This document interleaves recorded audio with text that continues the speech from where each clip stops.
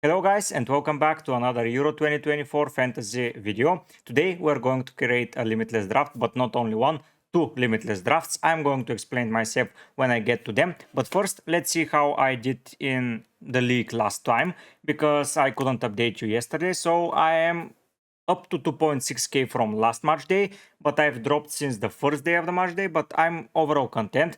I'm not English, I don't know why I started participating in a public league of England. If someone can point me how can I join another league and maybe try to see my home country's league where am I exactly, it will be grateful.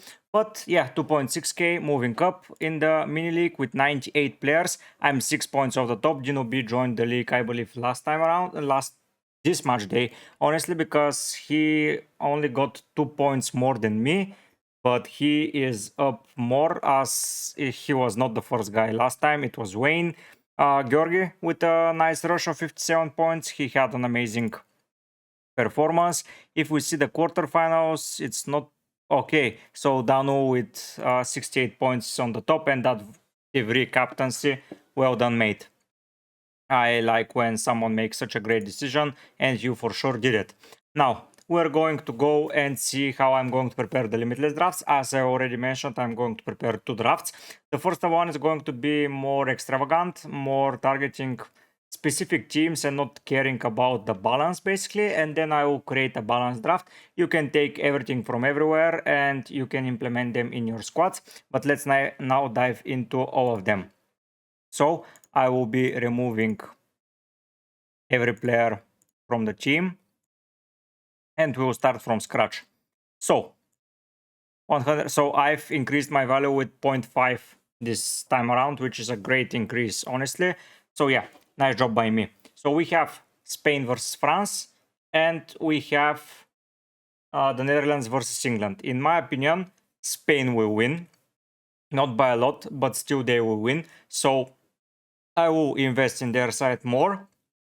I will still include one or two French players just because it's okay to have some players, maybe the more talismanic ones from the second game. I believe England are going to win, not by much, maybe one off goal. But once again, I'm going to introduce more English players than Dutch players, and I will leave out a couple of Dutch players as well, just to have the coverage. So let's start with the picks that I'm going to keep from the lower teams that I'm going to select. So it's Mbappe, it's Kunde, it's Van Dijk, and it's Gakpo. For me, they are the best players from their sides. Mbappe is not performing really well since the start of the Euros, but that injury in the first game, I believe, is the reason why he is not performing.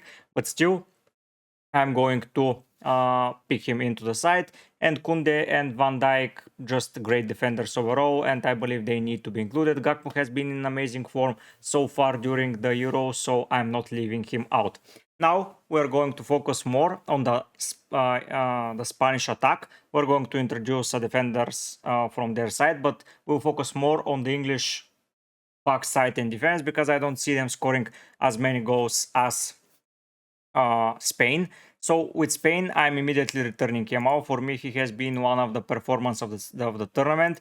He hasn't scored yet, so I believe now it's time for him to do so. So he is back into the side. For me, those three midfielders are the best ones. I can see myself picking Ruiz over Rodri, but Rodri is a 120 minutes player. He is most probably on penalties. He has a very high chance of man of the match performance because his PR is amazing and he can get it. Olmo and Williams for me are the best attacking midfielders that you can get from the teams still left in the tournament.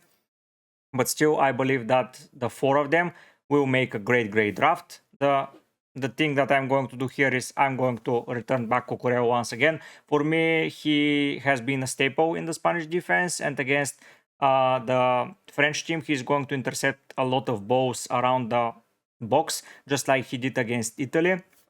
So I believe Cucurella will be a great addition to the side. And here I'm going to introduce Simon, not Simmons, sorry. I'm going to add Simon. I know that this is not the best possible goalkeeper to pick or something like that, but I believe that the Spain team are going to do well. And for the off chance that they keep a clean sheet, I want to have the double from their side.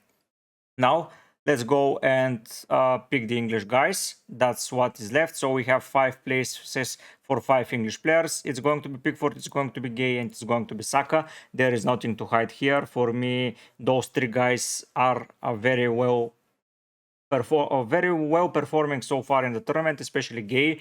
He has missed a game, but still has 37 ball recoveries, which is absurd, and it's an amazing number, so I like him a lot. Pickford is making saves from time to time because England are not letting a lot of chances, and Bukayo Saka has been a really big threat in a couple of games before that, but specifically in the previous one against the Swiss team. Now we're left with 2 positions. Here I'm not going to surprise anyone by selecting Walker. He is going to be facing against Gakpo, and I believe he's going to have an amazing performance against him because he's Kyle Walker and he always finds a way to pickpocket the fast wingers and the good performing wingers. So Kyle Walker is immediately into the side, and the last player here is going to be Jude Bellingham. For me, he is in a really good position to do amazing stuff, so I will be going with him. Now this draft is basically similar to mine, apart from removing several Dutch and French players just to introduce the English guys. If you believe that the Dutch team is going to win against the English guys, you can go and select more players from their sides, but honestly I don't feel like especially the Dutch side is bringing something exciting. I was expecting Frimpong to be more involved, but he is just not. I was expecting him to be on that right wing position and just bombard forward, but he's not doing that. Maybe another defender is a great shout out, just like I have in my wildcard draft, and probably Simmons, but that's a long stretch. From the French team, a goalkeeper like my 9 is going to be great because he's going to face a lot of shots and he has been saving a lot of them so far this tournament. I believe he conceded only a penalty so far, if I'm not mistaken. So they kept a clean sheet here, a penalty conceded here, and no other conceded. So yeah, the only goal that he has conceded was a penalty that was retaken because he left the line. So basically he kept a lot of clean sheets. So I believe my Nan overall is a great pick because he makes a lot of saves and he's performing well, and he's the goalkeeper, so you can transfer him out after that. So now I will go to the limitless draft that I will suggest to anyone, basically, that I will, if you want a balanced draft and to just get everything from the game. So there is a high chance that the Netherlands and England will go 0-0. So bringing one more defender from the Netherlands team is okay. If you keep Walker once again, it will be okay. I don't find a lot of players thinking that English team will keep a clean sheet against the Netherlands, but honestly, they're a good defense and solid defense. They're letting some chances go in, but with, in my opinion, Luke Shaw back into the side, and if Saka is on the other wing back position, or even if he's a little bit forward on that right wing position, he's going to do well. Trippier on the Walker on the right side, honestly, is going to be solid. So I don't see them conceding a lot of chances because the Netherlands have been attacking mostly from the left or through the middle, and England have been good there. Their only issue was from the left back position. So now with Shaw back into the side, I believe it's going to be better. And finally here I'm going to return my Nan. For sure you need the French goalkeeper. For me, even though you have a lot of Spanish attackers, my Nan is going to rack up those save points, and I believe that he's going to perform really well. Bellingham versus Kante versus Rice is my only final dilemma. If you want to go for a man of the match performer, go for Bellingham. If you want to go for a holding mid from England, you can go for Rice. And if you want another French player, you can go for Kante, just because he, for me, is their best midfielder. He's making a lot of interceptions against the Spanish team. His form will be needed. He will make a lot of tackles. He will intercept a lot of balls. So there you might get a lot of returns. With Rice is the same because the Netherlands attack so much through the middle. He can have a lot of recoveries. So I may not even go for Rodri because he does not make so much recoveries against France, in my opinion, but we'll see. I will want to have Rodri, honestly. So I'm a little bit confused. So basically that is the more reserved draft. I know that there isn't a big difference between the two of them, but yeah, it looks nicer in my opinion. So now I got a lot of questions during the midweek. Should I activate the limitless now, keep it for the final, and all of those stuff? So the favorites are true. So Germany, Portugal, Turkey and Swiss went out, and a lot of players are having 5 maximum players from these sides. So 5, so let's say 2 German, 2 Portuguese, and 1 Swiss player. So that's it. We have now 4 free transfers. If your team is well balanced for now, you can add with the 4 transfers 4 players and have 1 less bench player, which is not the end of the world, and go for that. But the issue here is, like, if you have already 3 Spanish players, 3 French players, so those are 6, and then you have, let's say, 3 English and 2 Dutch, you're in a very good position to be with 10 players for the final. So you can use the limitless and prepare the best team possible here, because you have a proper bench and you do all the amazing stuff. The issue there is that you may have a player missing for the final, and you may have some worries there. If you want to play it risky, and if you want to got the most upper hand, in my opinion, because attacking this week, I believe, is going to bring you more points than attacking the final. But if you already got the better of it, I don't know, I'm pretty 50-50 about it. But let's say if you own, let's say you own Pickford, most probably you own Gay or an English defender, whoever it is, you own Van Dijk and you own Cucurella. So those are 4 players for now, and you'll be able to get ahead.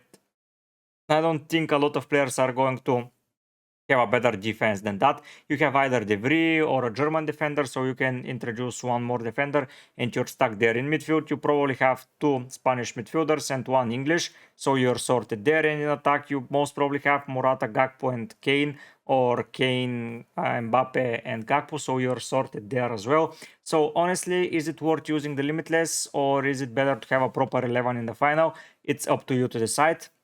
I cannot seem to find the best solution, but most probably, if it was me, I was going to save the limitless chip for the final, because with 4 transfers I can get most probably a really good team. I don't have a lot of issues with my side, so in my point of view, it was good to keep it for the final, and just when I have the team split it in half. So honestly, I would have had, let's say, the worst case scenario, 2 French and 2 Dutch, so those are 4, so I can target it. But I would have introduced now to the semi-final more players, so I would most probably have 3 and 4, so that's 7.